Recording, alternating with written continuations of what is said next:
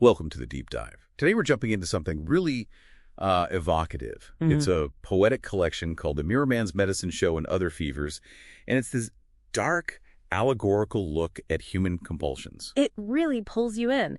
The central figure, this mirror man, he's fascinating. He invites you to a show, promising relief, but there's this duality.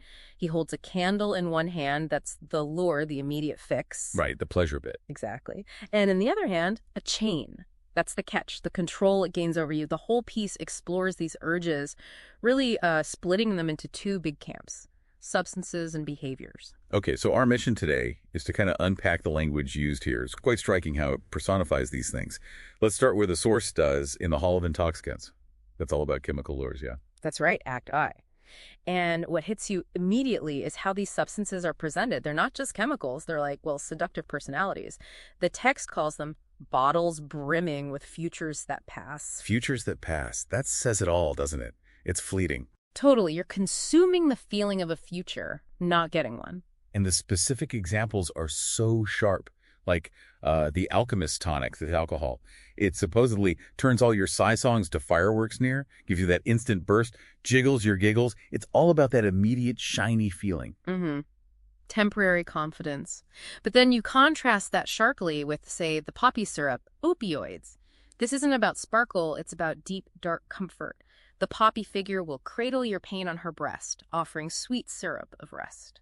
Sounds tempting, but dangerous. Exactly. The source is clear. Her comforting hand is also described as a shroud. There's always that underlying threat. Chilling. And then you've got the complete opposite stimulants, the hummingbird powder.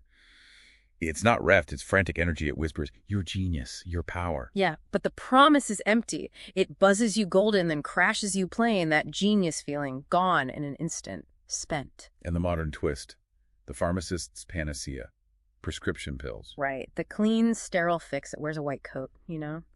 Promises control, order. Counted, measured. But the outcome? The source warns that eventually numbers and bottles are all you endure. You trade chaos for a kind of mechanical trap. So across all these substances, there's this drive for, instant control over how you feel inside. Pretty much. Managing internal discomfort fast. Okay, so how does that shift when we move to Act 2, the midway of hungers? This is about behaviors, not bottles. The core mechanism is similar, but the lure changes slightly. It's less about changing your internal state directly and more about seeking validation for your actions, your identity. Like the text says, hunger makes monsters and habit makes laws. Habit makes laws.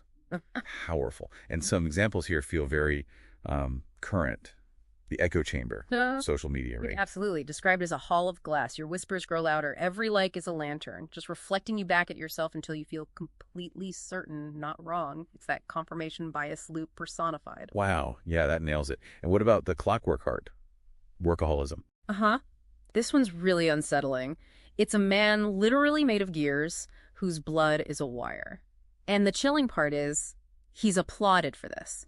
For his devotion. But he's consumed by it. Totally. His heart beats not for him, but for you. For the system, the job, whatever demands his time. That applause, that external validation, that's the hook. It functions almost like a chemical reward. That's sharp. And gambling, too, the queen of chance. She's not just selling money, is she? No, not just wealth. She promises to double your pride. It's about self-worth, tied up in luck. Good fortune's inside, she whispers. Another seductive lie. So wrapping this up a bit, the mirror man's core idea seems to be that whether it's a substance or a behavior, you're essentially signing the same kind of contract. That's the synthesis, yeah. A contract with pleasure and pain. The candle offers light, seems helpful, but the chain is always attached, waiting. It leads to that final image in the source, the torn tent. After all the noise and chaos of the midway, everything's tattered, empty, and there's just quiet. A very specific quiet.